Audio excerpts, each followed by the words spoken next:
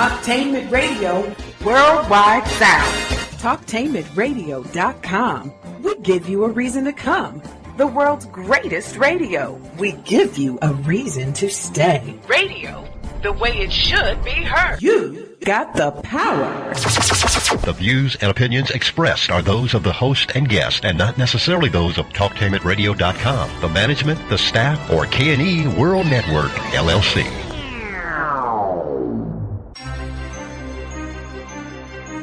This is The Compensatory Concept with Mr. Neely Fuller, heard exclusively on TalkTainmentRadio.com, the world's greatest radio. Radio, the way it should be heard. And now, Mr. Neely Fuller. If you do not understand white supremacy, which is racism, what it is and how it works, everything else that you understand will only confuse you.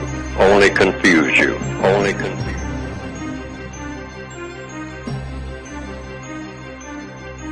All righty, welcome to TalkTainmentRadio.com, the world's greatest radio, and you are in touch with the compensatory concept with Mr. Neely Fuller Jr. I am the co-host, Mr. Bobby, and this is truly radio the way it should be heard. I don't know about where you are at, but at this time of the year it is fall, which means things are changing. And boy, do we have change going on. On the line direct from Washington, D.C., our nation's capital is Mr. Neely Fuller Jr. And good morning, Mr. Fuller Jr., and how are you today? Good morning, and I'm still learning. Still learning, aren't we all? If you, our listening audience, would like to get in contact with Mr. Neely Fuller Jr., you may do that by calling 1-877-932-9766. And he will be happy to answer your questions. Make sure that you have a question for him because this is his baby, and he loves giving you information that he has done his own personal research on, and these are his opinions about what he feels about racism, white supremacy. So if you have any questions, concerns, make sure you call him up, and he will be happy to answer that. So that's 1-877-932-9766, and he will be happy to answer any of your questions. Okay, we have a couple of questions here, but before we do that, what we are going to do is, and they're blowing it up already, Mr. Fuller, let's go to line number one. Line number one, what is your question for Mr. Neely Fuller Jr. this morning? And good morning to you. Good morning. Can I be heard? Yes, you are on radio. Okay. The way it should be heard. Go ahead. My question to Mr. Fuller is this. So far as the compensatory code, which has really turned my whole life around, has opened my eyes, I'm less confused, but at times I'm even more confused. What about people, specifically black males, that try to use that code against black women? And I'm not a feminist. I want to, make that clear. But, it seems that of late I've been experiencing that, probably been experiencing that for a while and didn't know what it was. But I just wanted his take on that, Mr. Fuller. Thank you. Thank you, caller. Well, a code is just a way of getting things done. Now, the basics for the code is to eliminate mistreatment of people, period. Doesn't make any difference what people they are, male, female, infants, anything that's out of order. Codification means you set up a way of getting these things into the order that they should be, making things the way they ought to be. All relationships between people should be the way that they ought to be, the way that they should have been in the first place when the universe was created, at the beginning of creation, and kept that way. And shouldn't have ever gotten off track for any reason, racism or whatever, sexism or whatever, any type of mistreatment of people.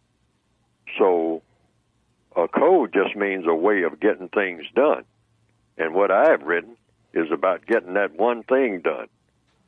Guarantee that no one is mistreated, and guarantee that the person that needs help the most gets the most constructive help. Now, I was just thinking about, before you made this call, I was thinking about the interaction between people of color, non-white people, between males and females. And I don't know what you mean by they are using the code, but it's not the code that I'm talking about, because here again, I'm just saying a code is just a way of getting things done. You can have a code for doing things that shouldn't be done. You can have a code for doing things that should be done. The United Independent Compensatory Code System concept is about getting things done the way it should be done. And that means producing justice, guaranteeing that no person is mistreated, and guaranteeing that the person that needs help the most gets the most constructive help. Now, one of the first things that should be done among black males and females is get an understanding right out of the gate. No hitting, no type of violence. That's one thing in particular. I don't know exactly what you were saying that's being done, how they are using their so-called code, whomever that is.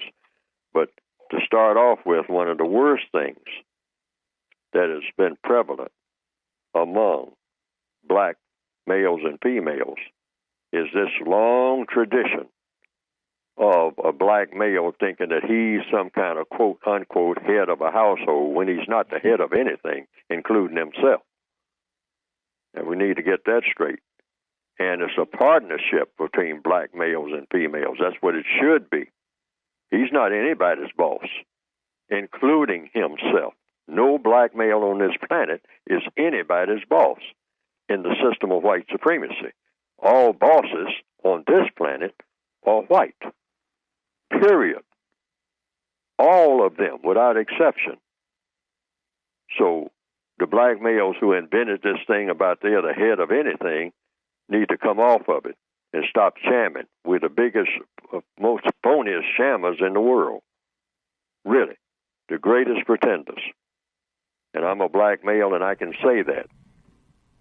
And the white supremacists can see all through us. But we try to act like we have some type of thing with black females, that we are some kind of boss over them. How did we ever attain that? I mean, we're not being able to provide for anything. The biggest beggars in the world talking about being somebody's boss. And that's just out of the question. I just want to hammer on that. And this is not a put down. This is just revealing the truth. And so we are not in any position to even think about striking a black female. I don't care. She can scream and yell and complain about this, that, and other. No. Fighting is out. Fighting is out. Just like that dog in the background. Go ahead, caller on line number 1. What is your follow-up question? Go ahead, caller 1. My follow-up question is, I understand physical violence, but what I'm speaking of more is subjugation, emotional abuse. It seems to me, and I just picked this up myself, I understand the code is to create justice, but it looks like some of our black males defining justice as replacing the white man and how he subjugates his females. And I don't know how they're still successful with their code and still allowing for that. And again, I don't want to come off sounding like a, women's movement, feminist and all that.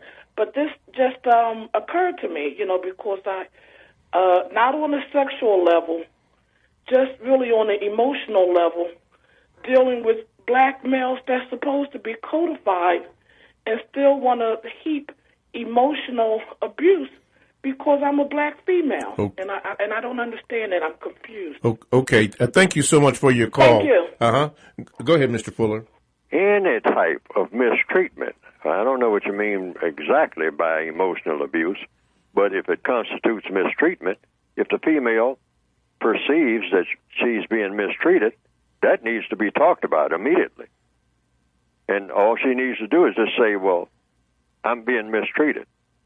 According to my standards, I'm being mistreated. You're mistreating me. Now, that means everything stops right there. Everything stops right there, because that's got to be given attention.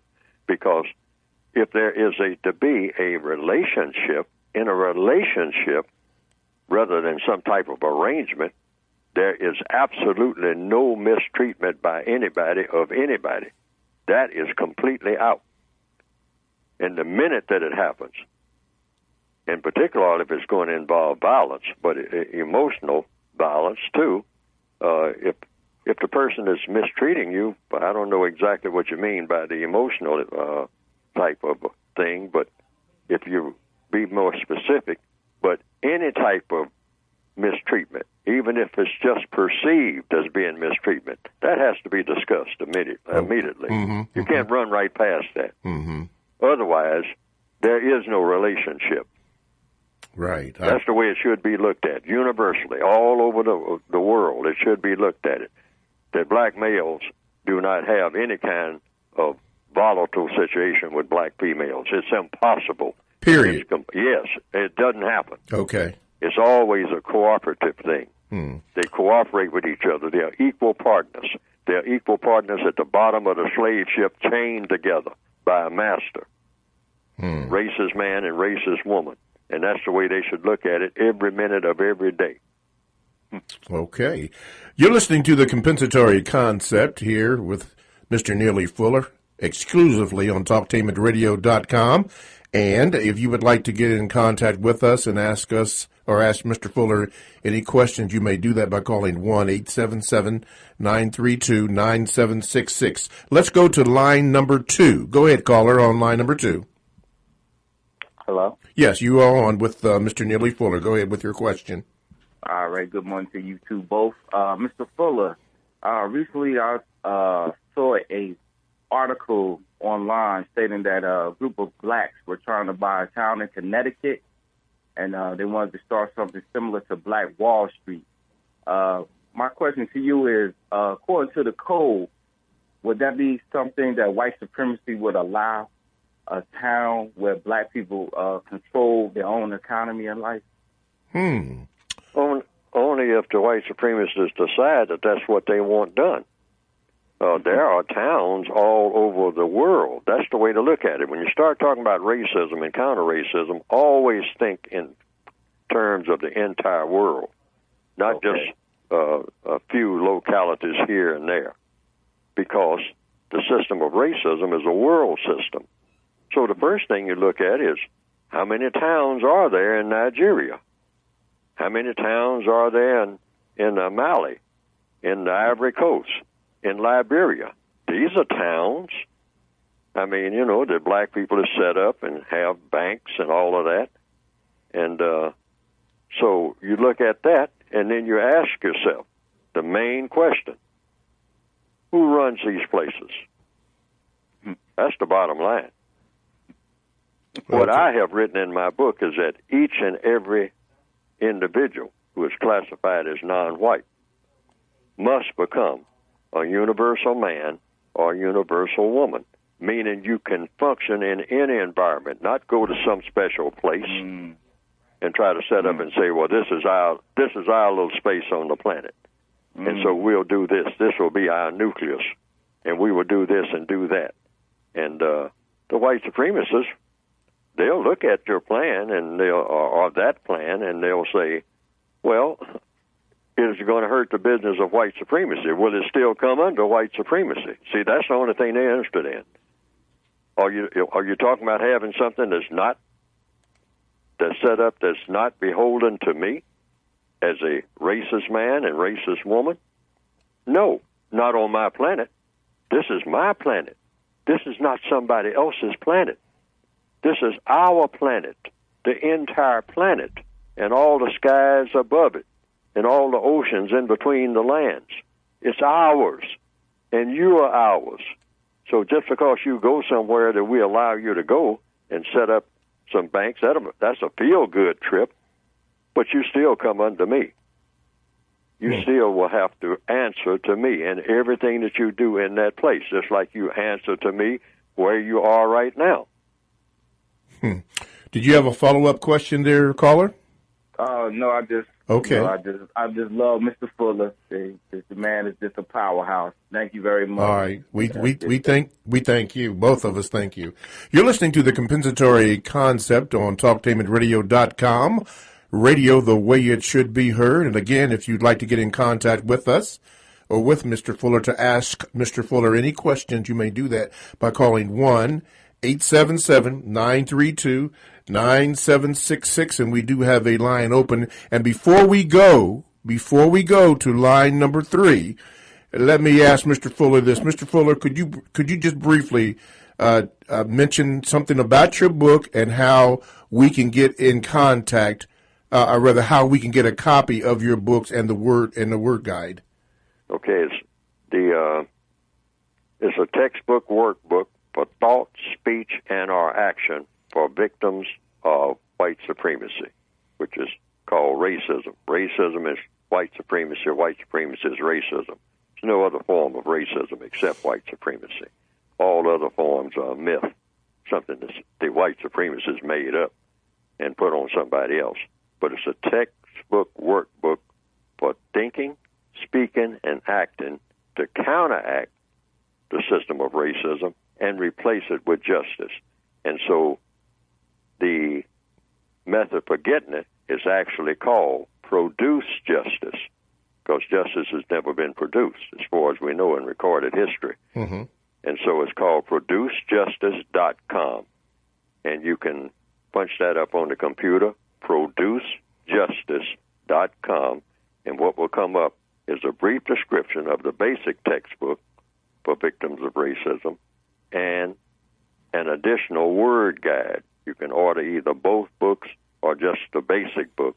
Most people get the basic book, but if you want the counter-racist codified word guide, that's also there on that bulletin board, you might say. Yes. Now, ProduceJustice.com. Now, because a gentleman asked me the other day, is that necessary, the word guide, is that necessary to get? And I told him that I would ask you, that because you have written this and did all the your research work on that. So he asked me that, and I told him that I would ask you. So is that necessary to get the word guide?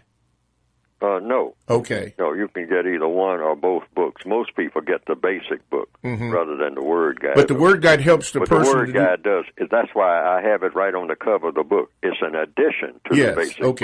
If you just want extra words to look into that I have recommended, it's similar to a dictionary, but it's not a dictionary. It's just the use of words. I have a word guide also in the basic book.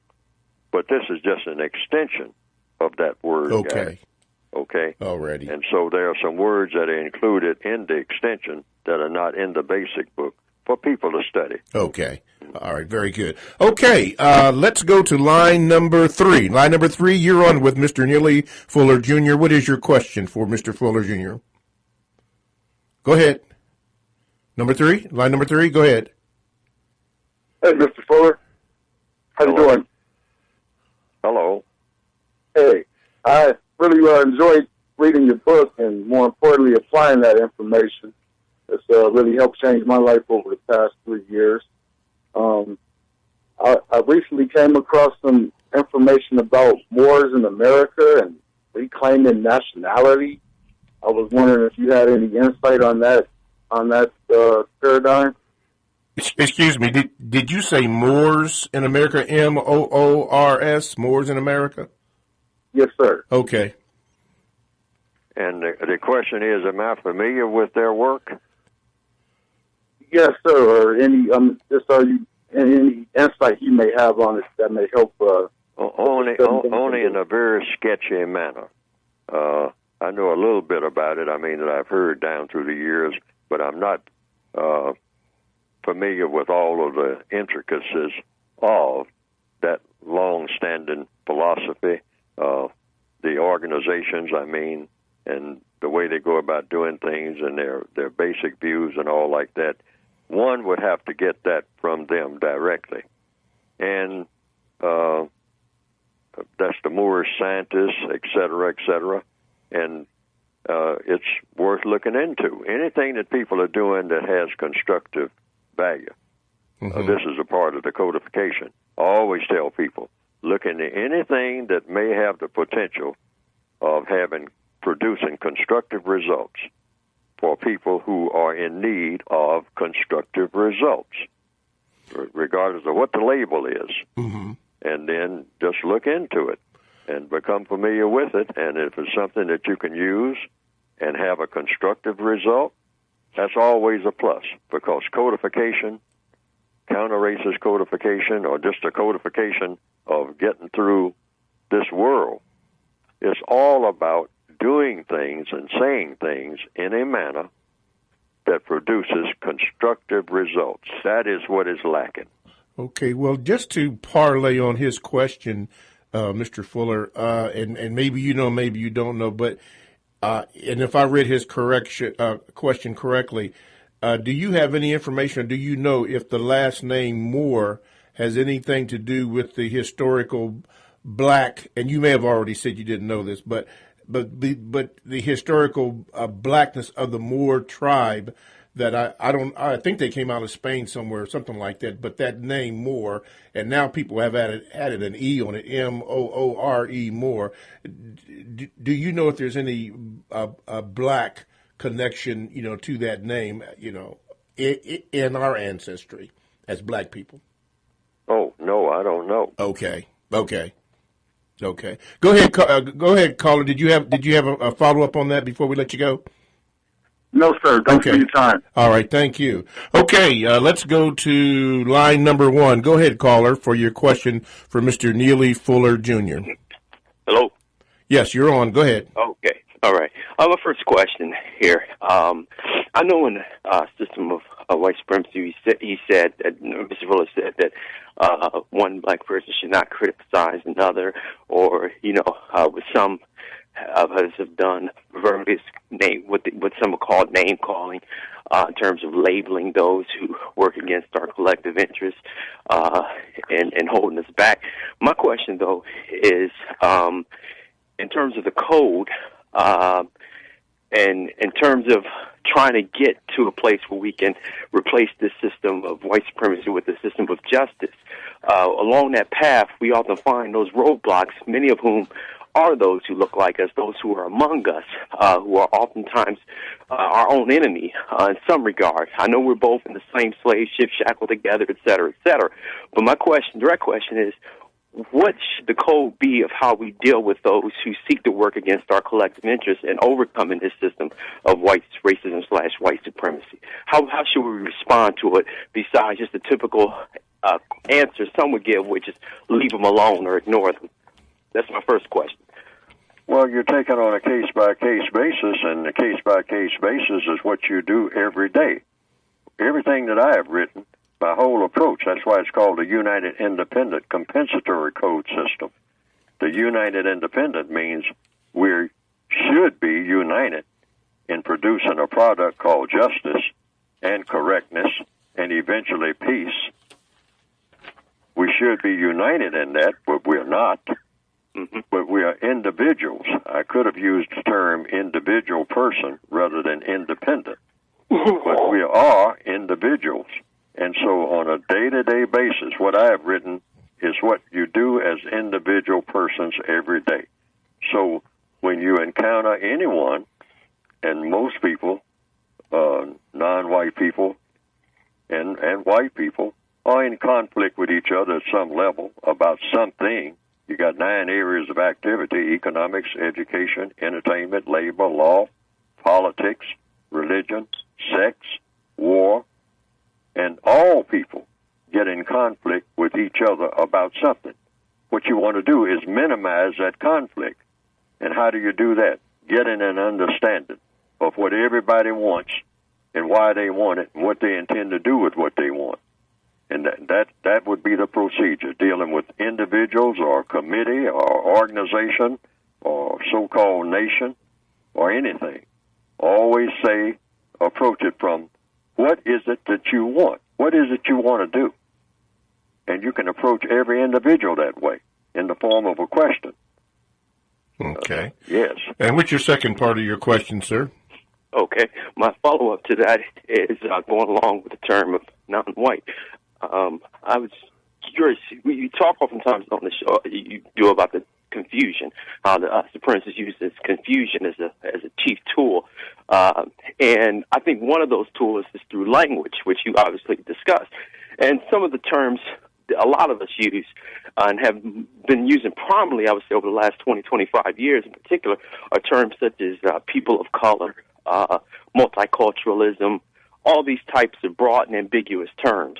Now I even hear some black people referring to themselves as brown. I mean, technically we are when you look at most of our skin colors, but that is not technically how we've been known. So it's just another play on words, and to me, a source of confusion, because you have some, I've recently heard of a debate that was engaging between native-born black people born in America, right, from the so-called Western Hemisphere, and those blacks who are of direct African descent, debating on who constitutes as an African American and black, what's the difference. So you have a lot of confusion out here through language, and which I don't believe is by any means a mistake.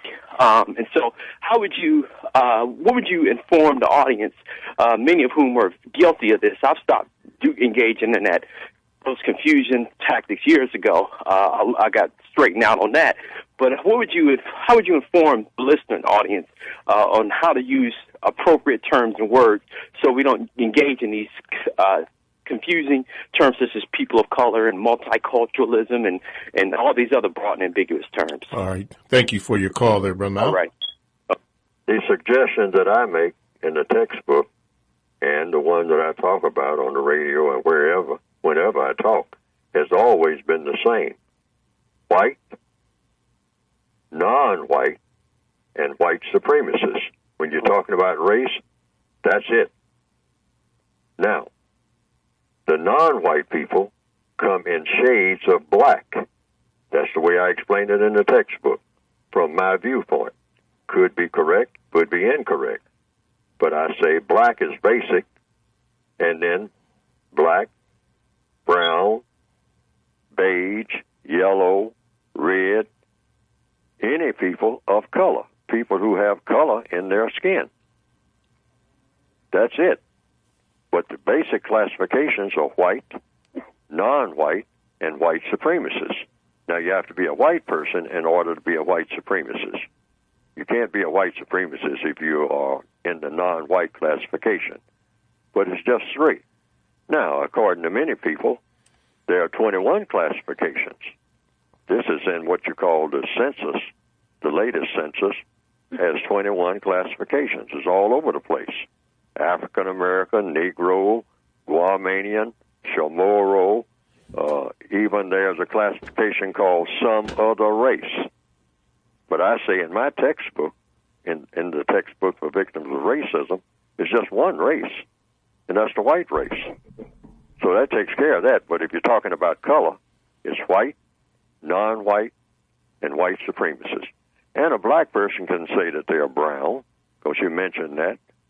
A black person can say that. That's still of color, because most black people on the planet are brown. All righty. Thank you for your call. TalkTainmentRadio.com. Check us out on WCRS FM 98.3 Wednesday and Sunday evenings. Blogs and podcasts are available.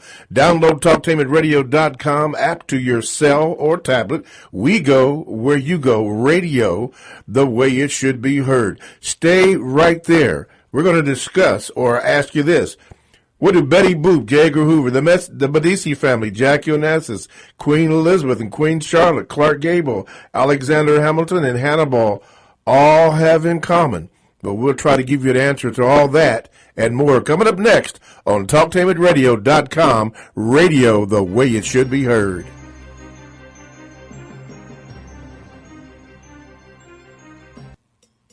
TalkTainmentRadio.com is the premier internet radio platform offering 40-plus talk radio-style programs professionally produced, optimized for online distribution, featuring Columbus, Ohio on-air personalities. TalkTainmentRadio.com offers listeners diverse programming options covering topics such as arts and culture, love, life and relationships, technology, religion, paranormal activities, local and national politics, women's issues, alongside health and wellness. Listeners can access their favorite TalkTainmentRadio.com programs free of cost through the website. Download the TTR app to your cell phone and you can take us wherever you go.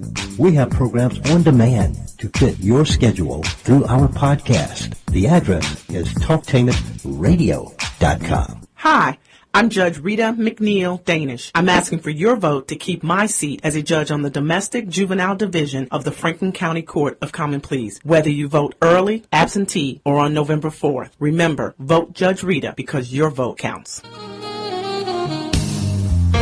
The Pastors Alliance Understanding Leadership, also known as PAUL, in association with Mishalia Atah Ministries, presents The Abundance of Grace, a 2-day workshop and empowerment experience to be held at the Word Church, 115 Wilson Avenue, Columbus, Ohio. Friday, November the 14th and Saturday the 15th from 5 p.m. to 9 p.m. nightly.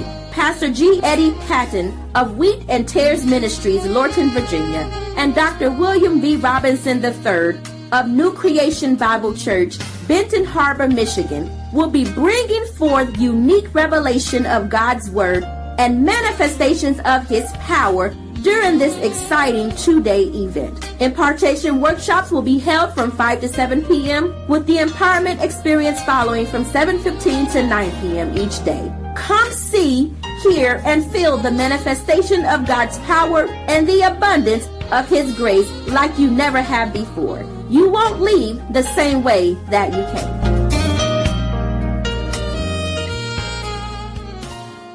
In the small town of Elmira, New York, a boy was born into an all-American family. The odds of him opening his own clothing store at the age of 18? 1 in 138,000.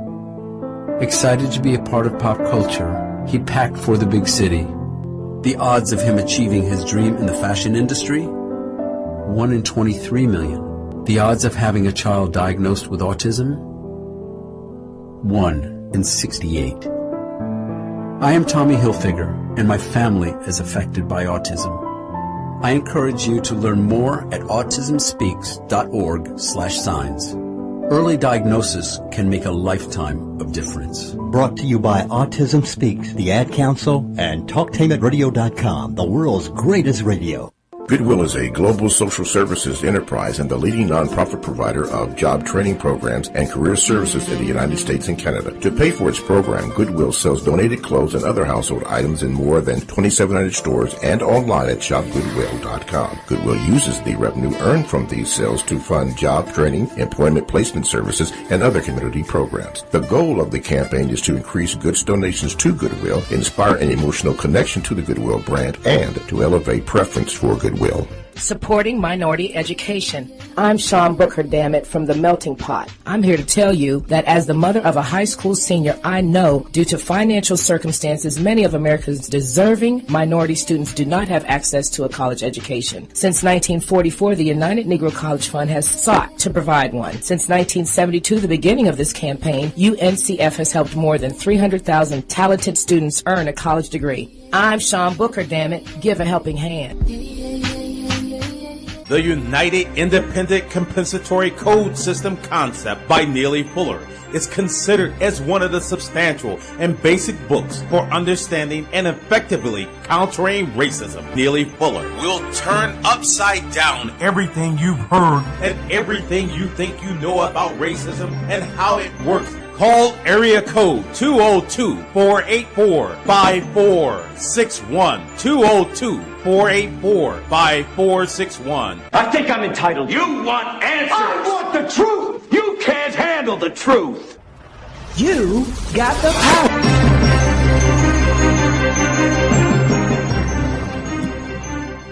power. All righty. Welcome back to TalkTainmentRadio.com, the world's greatest radio. and that is radio the way it should be heard.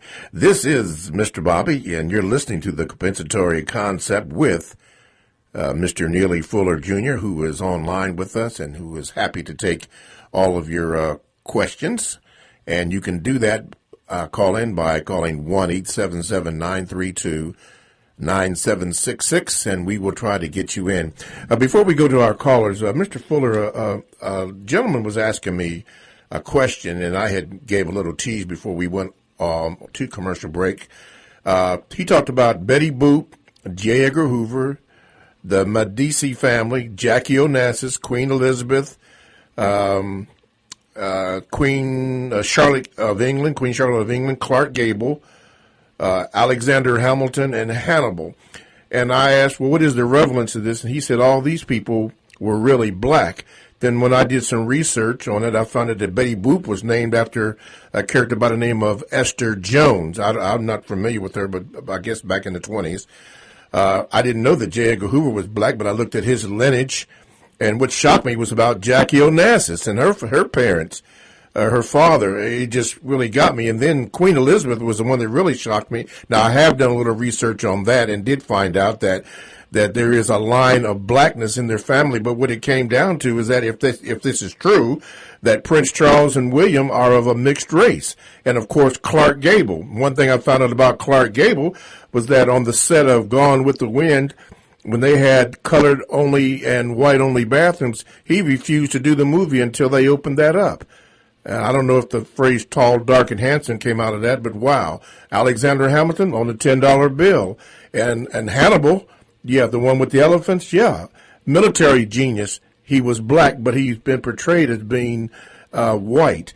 I got this information from MadameNuri.com, and I went over that and I looked at that. But the question is, Mr. Fuller, why would people want to deny, or some people want to pass for white?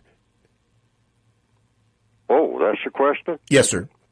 Because there are benefits. That's it. Under the system of white supremacy. That's what white supremacy means. It means benefits. There would be no such thing as white supremacy if there were no benefits. What would be the point? All creatures, all animals want benefits. Are there any benefits from being white? If you're classified as white, because that's basically what it is, you get classified as white. Yes. In other words, but who does the classifying? The white supremacists under the system of white supremacy do the classifying. Doesn't make any difference about what non-white people call themselves.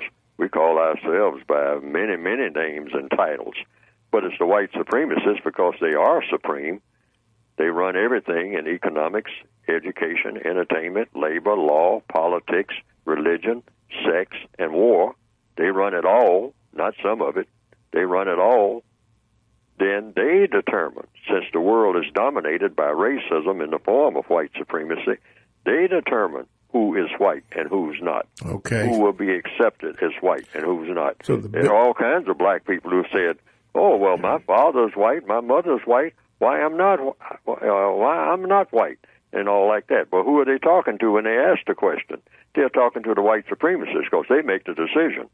Yes. Other non-white people don't make that decision. They'll say, "Hey, you have to go and ask Master about that, about what you are," because Master determines what you are.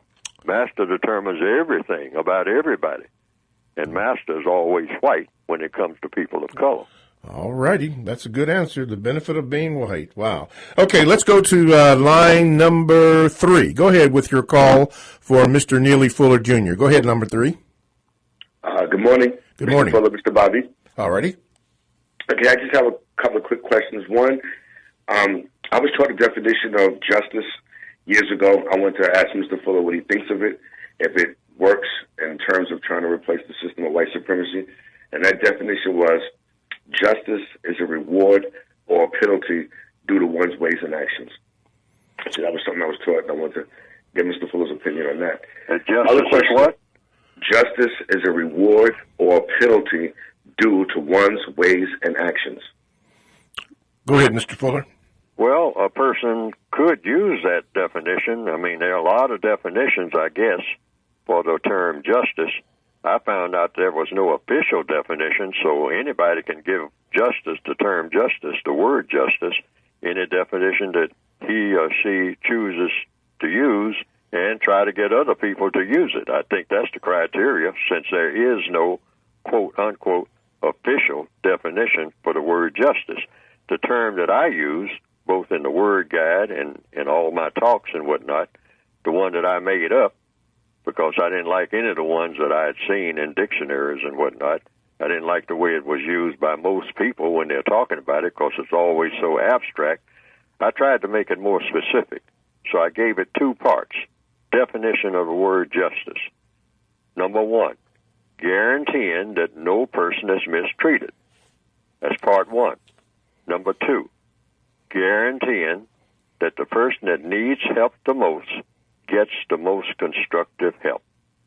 And that's it. And I think that you can always measure that. That's something you can measure. The way that I've heard most people use justice is too abstract. The dictionary definition, somebody can pick up a dictionary right now and look at the word justice. I never liked any of them. They use the word fair a lot to equate with justice. Well, the word fair means white. Treat me fairly.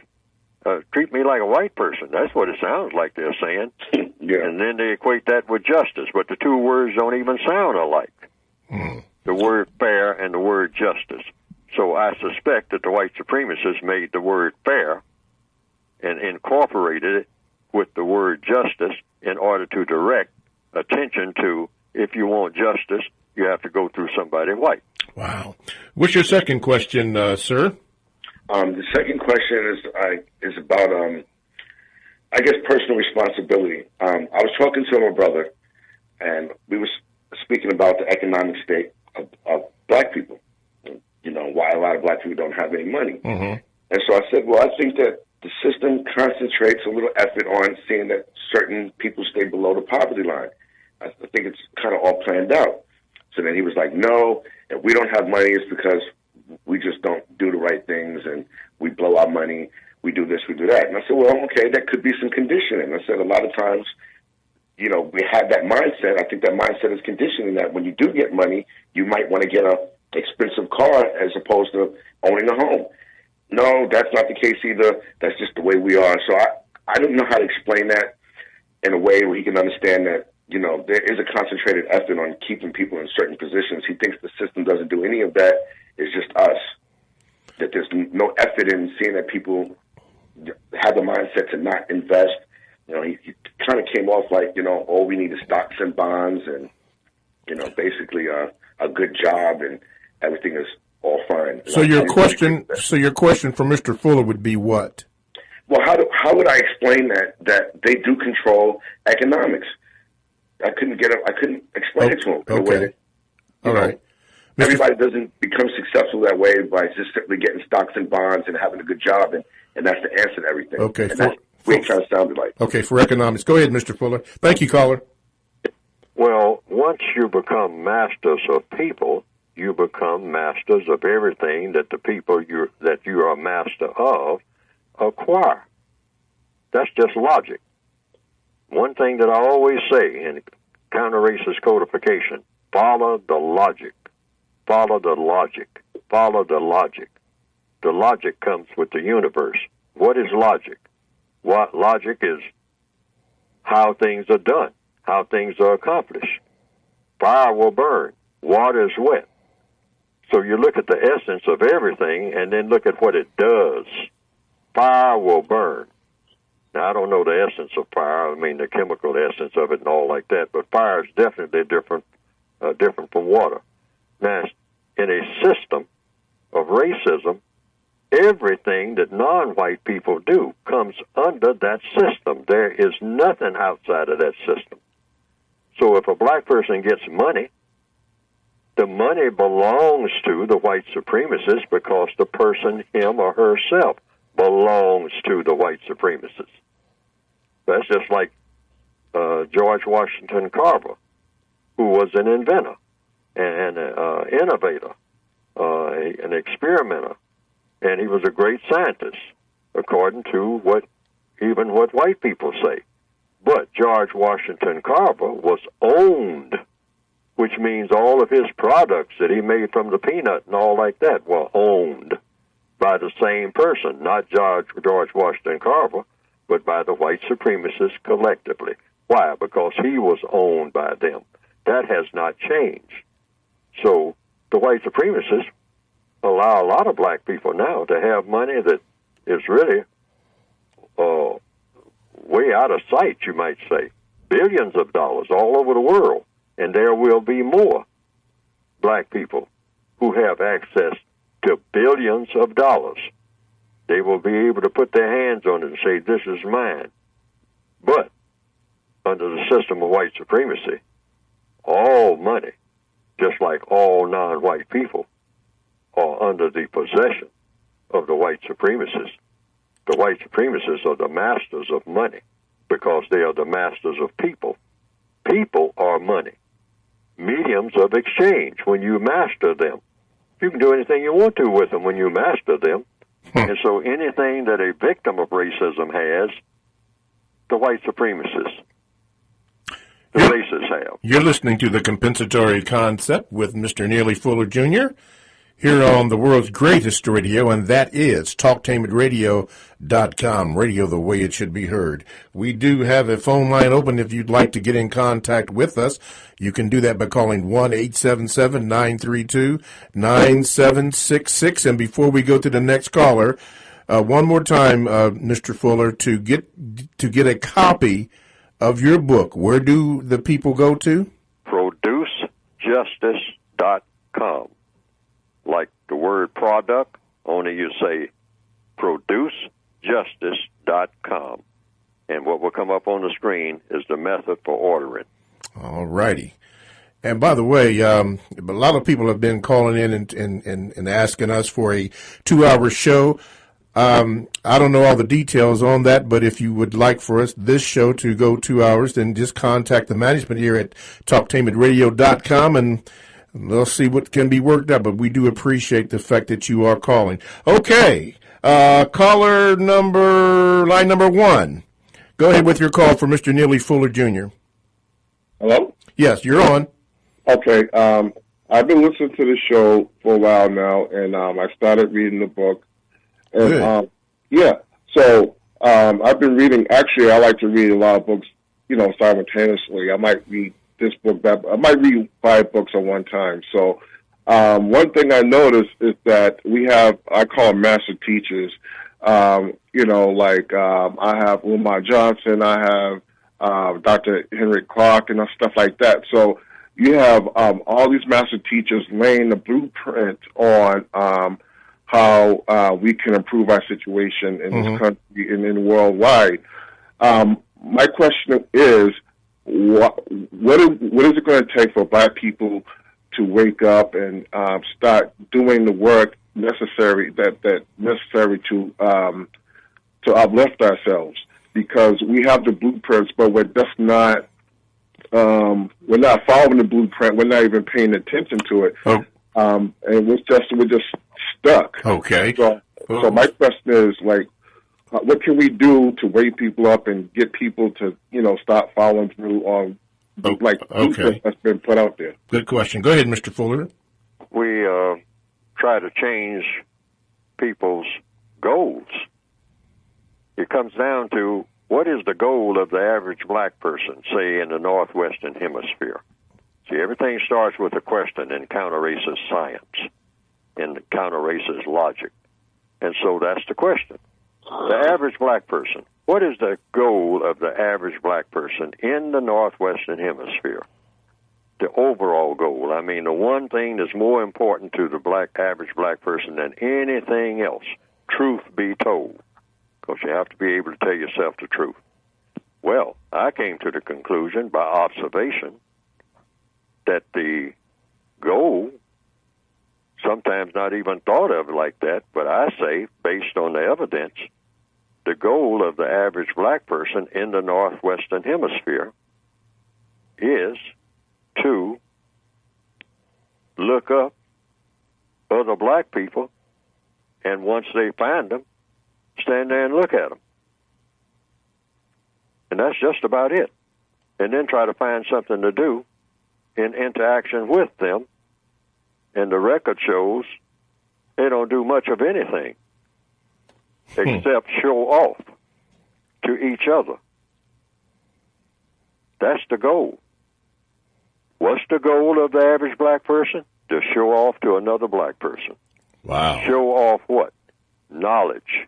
I have it in the book, page number 41, in the textbook for victims of white supremacy. There are 4 basic show-offisms, and they are, I think I have them right here. Yes. Mm-hmm. Yes.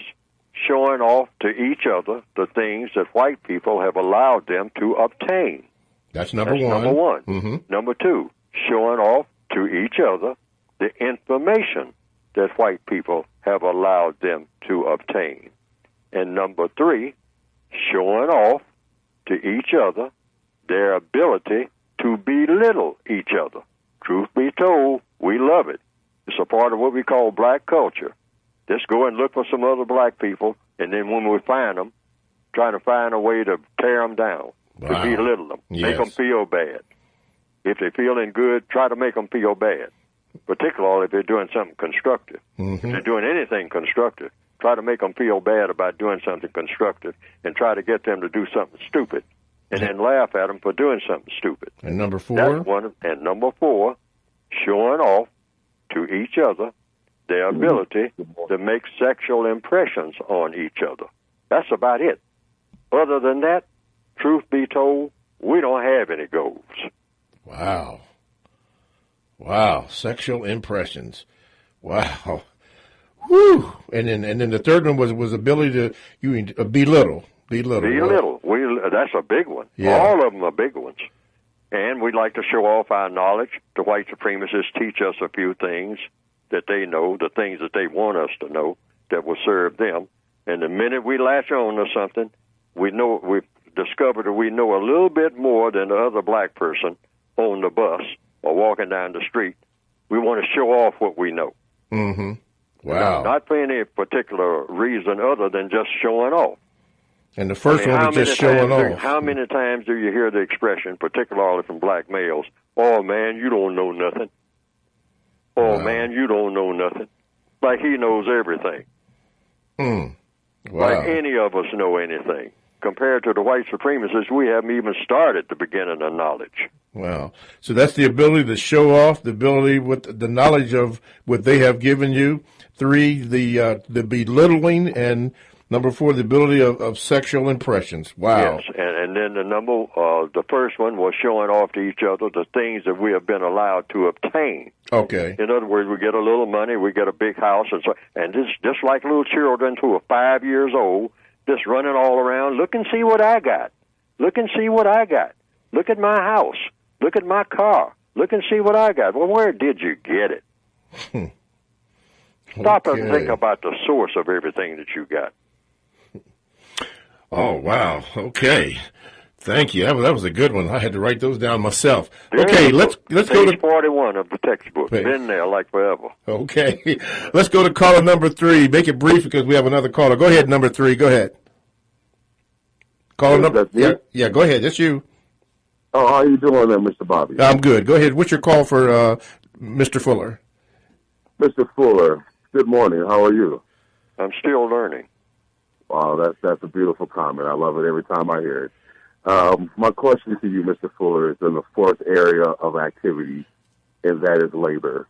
Now, I'm a loss prevention agent, which means retailers hire me to stop loss within their store. And I've been at that for about 10 years now. And over the past couple of years, it's really starting to bug me on what I do. Because over the years, I've been called everything. Uncle Tom, Sambo, everything you can just imagine I've been called by other black people when I stop them for shoplifting. Now, over the past few years, I have noticed the higher volume of black apprehensions that I make. And I also noticed a lot of retailers target black people. They'll call my office and say, we got a guy on the floor. I need you to pick him up. And 99% of the time, he's a black male. So, it's part of my job, so I do it. But my question to you, Mr. Fuller, is I just came into this whole consciousness thing because I lived an integrated life for the most part. So I didn't really see a lot of the white supremacy things going on until just a couple of years ago. I really came into light with it. But with labor, do you think that it's wise that black people get involved in occupations that basically are the muscle for white supremacy? Because I know that you went through war and you were serving in the military. And today, black folks will say, no, today we don't want to go to the military because that's just working for white supremacy. And I know that you did. So you were in consciousness when you were a young kid, but you still went to the military. So can we avoid certain occupations that are the muscle for white supremacy? Okay, good question. Go ahead, Mr. Fuller. Everything that black people do, non-white people do, in the system of white supremacy, which takes in everything, all 9 areas of activity, everything that non-white people do is in the system of white supremacy. It's a very simple observation. Everything that we do, it's like being in a prison, being born in a prison. Everything that you do is supporting the prison. It doesn't make any difference. A guy who's in there stealing something off the counter, he's supporting it. He's supporting the system of white supremacy. They set him up to be a thief. And then they set up another black person to catch him. But the master of the entire operation are the white supremacists. They know what's going to happen when they set this up. They know what a black person is going to do when they walk out of a college with their certificates in their hands. They know where you're going, and they know where you're not going. Because you're not just out of some abstract school somewhere and you're going to now walk out into the world and make your own way. No. The white supremacist says, hey, I gave you that certificate of learning. I know how much you know because I know how much I taught you.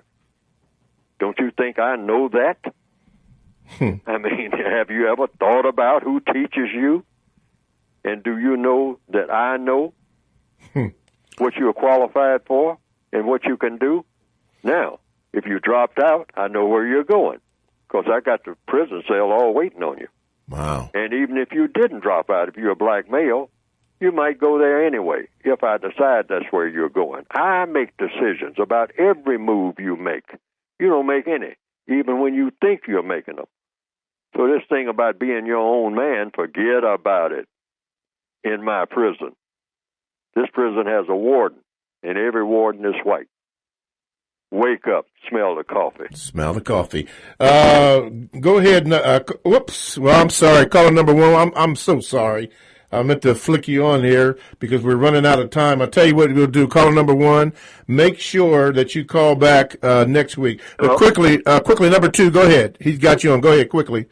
Okay, Dr. Poole, this has got to do with religion. How is it that African Americans worship the same God as we go to the same kind of churches as European people. We worship the same God as European people, but yet they own 99% of all the wealth in the United States and across the world, and we have the crumbs. We only have the crumbs, and we're worshiping the same God. Okay. Now, how is that? Okay, go ahead, Mr. Fuller. Because the white supremacists decide who God is for black people. And black people who step outside of that realm find themselves in trouble, first of all, with the white supremacists.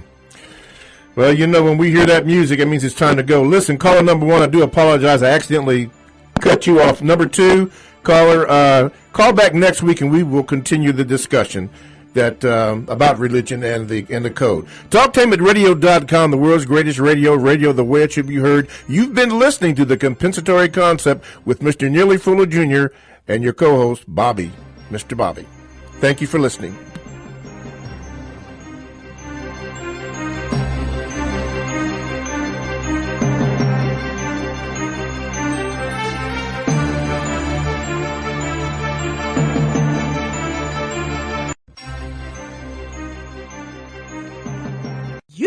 got the power.